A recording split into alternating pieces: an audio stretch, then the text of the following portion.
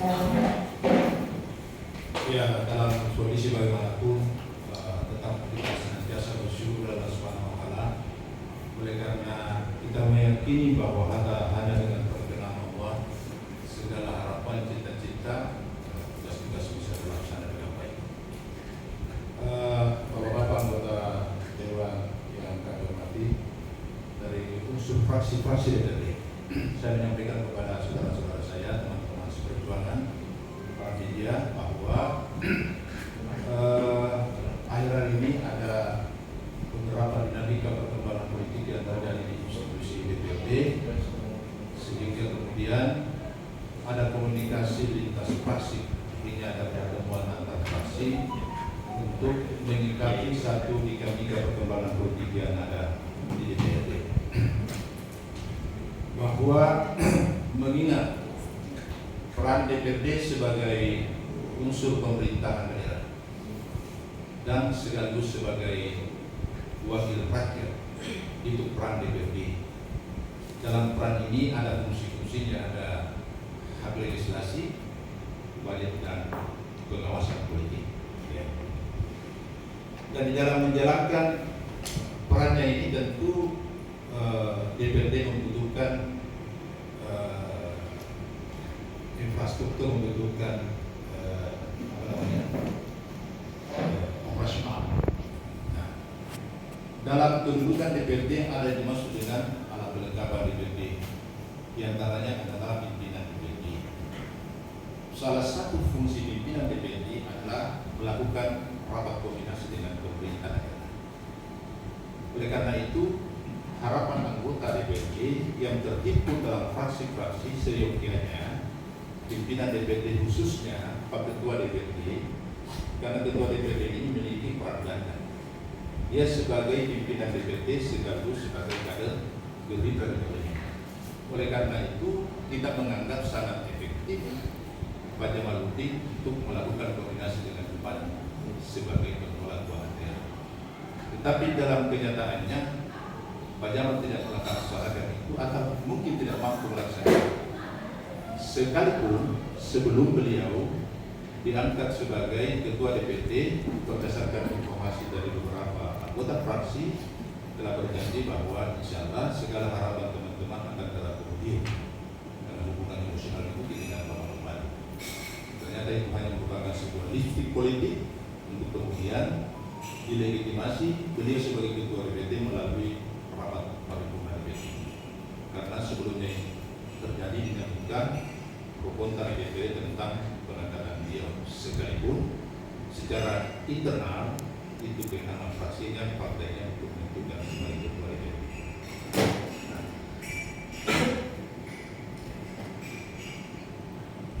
harapan kita beliau menjadi koordinator dan aspirator DPRD yang baik terhadap pemerintah daerah sebagai mitra DPRD, agar DPRD dalam menjalankan fungsi-fungsinya juga bisa secara efektif. Tetapi oleh kacamata seluruh fraksi-fraksi di luar fraksi Gerindra, hanya fraksi Gerindra sekarang saya belum tanda tangan. Kalau fraksi PAN ini kebetulan dia ke luar daerah, dia melakukan bidik di Jakarta. Tetapi ada beberapa informasi yang menyampaikan supaya diwakilkan untuk dimaafkan, tidak bisa menentangkan perusahaan itu. Termasuk fraksi Golkar, kecuali Pak Disari tidak tanda tangan baik, kalau dia juga tanda tangan karena dia unsur pimpinan DPRD. Nanti ada stigma politik yang muncul sama beliau bahwa dia bertanda tangan karena harapan dia menjadi ketua. Tidak seperti itu, karena beliau itu tidak tanda tangan, tetapi secara kelembagaan fraksinya menyetujui untuk melakukan mosi tidak percaya terhadap Pak Jamal sebagai ketua DPRD. Ya. Saya membacakan. Mengingat peran DPRD sebagai unsur pemerintah daerah sekaligus sebagai wakil rakyat, untuk menjalankan kesemuanya itu dibutuhkan koordinasi yang baik dengan pemerintah daerah, di mana pimpinan DPRD terkhusus ketua DPRD seyogianya mampu menjadi jembatan atau koordinasi dengan pemerintah daerah. Namun kenyataannya ketua DPRD hanya mampu memkoordinasikan kepentingan pribadinya. Ya, karena nanti fakta-fakta yang bisa dilihatkan, tetapi tidak tertulis secara detail semua dalam pernyataan ini, terlalu banyak ya. Dengan mengabaikan kepentingan lembaga dan institusi DPRD dan antara lain dana operasional sekretariat DPD tidak ada. Sehingga mungkin wartawan juga sekarang tidak ada yang mungkin medianya. Sudah tidak ada kan? Ini satu dari antara. Maka itu DPD tidak ada. Di seluruh Indonesia hanya Sinja yang begitu. Tetapi sebelum beliau dilantik, dia menjanjikan semuanya itu. Tapi ternyata tidak mampu diperjuangkan. Ya. Kita juga tidak mau ribut dengan rapat-rapat hanya karena ini. Nanti ada mengatakan bahwa itu kepentingan pribadi. Padahal untuk menjalankan fungsi DPD ini, Sekwan memiliki tugas untuk memfasilitasi agar DPD bisa secara efektif menjalankan tugas-tugasnya. Tetapi karena biaya operasionalnya tidak ada, sehingga Sekwan tidak bisa berbuat apa-apa. Dua makam minum kita ini kalau rapat-rapat, teman-teman mengumpul dua supaya bisa makan dan minum untuk menjalankan tugasnya. Kalau DPRD melakukan perjalanan dinas yang bawa itu SPPD, ada anggota DPRD, sehingga dia terkadang setelah dalam pertanyaan mengatakan saya ini staf pada bukan. Kenapa? Karena tidak ada yang merasa masih. Dua, pokok-pokok pikiran DPRD yang sering disingkat dengan pokok, tapi jangan salah diartikan. Ya. Itu keberadaannya dijamin dalam peraturan perundangan, baik Undang-Undang 23 tentang kedudukan DPRD yang di dalamnya ada kedudukan DPRD maupun di peraturan perundangan tentang penyusunan APBD, terkhusus Permendagri yang terkait dengan pedoman penyusunan dan penetapan APBD, agar DPRD memberi pokok-pokok pikirannya dan tertuang dalam APBD. Terkait dengan hal ini sering kita berkonsultasi dengan pimpinan mengkoordinasikan. Ya, beliau selalu menjadikan itu. Tapi ternyata dalam kenyataannya kemarin ketika kita memanggil Bapda, diotak-atik. Ya, saya merasakan secara pribadi bahwa dia mengatakan saya tidak ada, tetapi ketika DPD dibuka ternyata beberapa lokasi eksekusi anggaran ada di Mesir. Ya, itu menandakan bahwa beliau mungkin karena keberanian sebagai orang Gerindra bisa bekerja sama dengan Bapda mengotak-atik APBD untuk kepentingan politik pribadinya yang bisa berdampak stigma politik terhadap DPD. Apa stigmanya? Kita akan reses selalu aspirasi. Itu harapan masyarakat agar kita bisa menjadi agregator dan aspirator politik diperjuangkan dalam penyusunan APBD. Tapi ternyata tidak ada. Artinya apa? Bisa saja masyarakat menyatakan bahwa tidak ada fungsinya di tadi yang kemarin reses. Ini namanya stigma politik. Ya. Karena ketidakmampuan Saudara Jamaludin sebagai ketua menjadi agregator dan aspirator politik untuk kepentingan anggota DPD dan kepentingan lembaga secara politik. Anggota DPD tidak dapat secara efektif menjalankan fungsinya sesuai dengan kedudukannya karena dana operasional DPD sangat minim karena ketidakmampuan untuk melakukan koordinasi. Bisa ditanya kepada seluruh anggota DPD seluruh dunia, jangan cuma di daerah lain.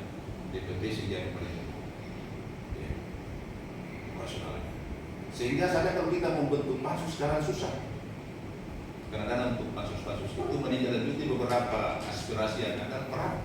Karena aspirasi untuk pembuatan pansus itu tidak. Ya. Nah, banyak hal lain yang berkaitan dengan beliau secara personal.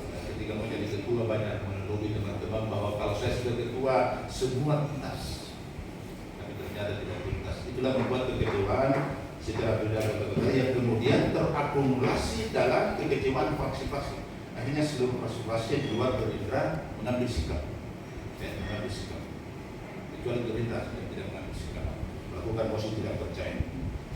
Nah, berkenaan dengan mosi tidak percaya ini, maka fraksi-fraksi di DPR menyatakan sejak mosi tidak percaya ini ditandatangani, maka sejak itu pula Jamaludin tidak boleh bertindak sebagai pemimpin rapat DPD. Tapi kedudukannya sebagai ketua DPD tetap karena itu jatuh dalam ketentuan. Ya. Tetapi melaksanakan rapat-rapat itu tidak bisa lagi. Kalau beliau mau memimpin kita keluar, atau dia dikeluar. Ya. Untuk itu semenjak mosi tidak percaya ini ditandatangani, maka beliau tidak diperkenankan lagi memimpin rapat-rapat DPD. Demikian surat pernyataan yang dibuat untuk dilaksanakan. Anggota fraksi-fraksi, fraksi Golkar, Muhammad Wahyu sudah bertanda tangan, cap cap dalam tanah basah. Nur Alam Isagi diharapkan karena melalui via dan kasus saudara dan itu ada bukti materialnya bahwa dia menghubungi hanya di Parakan. Kecuali Pak Disari karena baik dia kalau dia ketua unsur pimpinan juga tanda tangan. Tapi dia menyatakan sepakat karena ini kebijakan fraksi bukan kebijakan personal. Ya. Dua fraksi Restorasi Indonesia Andi Jusman cap ditandatangani, Rustak cap ditandatangani, Pak Darwis cap ditandatangani, fraksi P3 Zulkifli cap ditandatangani, Zainal Iskandar cap ditandatangani, Haji Nurbaya Topo cap ditandatangani, fraksi Demokrat Haji Bahar cap ditandatangani, Sarda Usman cap ditandatangani, Ambotua cap ditandatangani, fraksi PKS Pak Akbar cap ditandatangani, Muhammad Dahlan cap ditandatangani, Darna cap ditandatangani, fraksi Nuraini Berjuang Musawir cap ditandatangani, Haji Kusmamati cap ditandatangani. Tinggal satu anggota fraksinya karena tidak ada tempat. Ya. Kemudian fraksi Nuraini Bintang Kebangsaan Andi Olivia Bataria Sugi Kain cap ditandatangani, Hasna Esos cap ditandatangani, Zainal Asno cap ditandatangani. Ya. Kemudian fraksi Amanah Nasional melalui via telepon diketahui dan meminta difahamkan sebagai pertanda persetujuan dengan keputusan fraksi non fraksi Demokrat yang ada di parlemen. Saya kira itu banyak hal yang berkenaan dengan itu, tapi yang secara letterlet bisa kita ungkapkan dan hanya beberapa poin saja. Ya. Ya.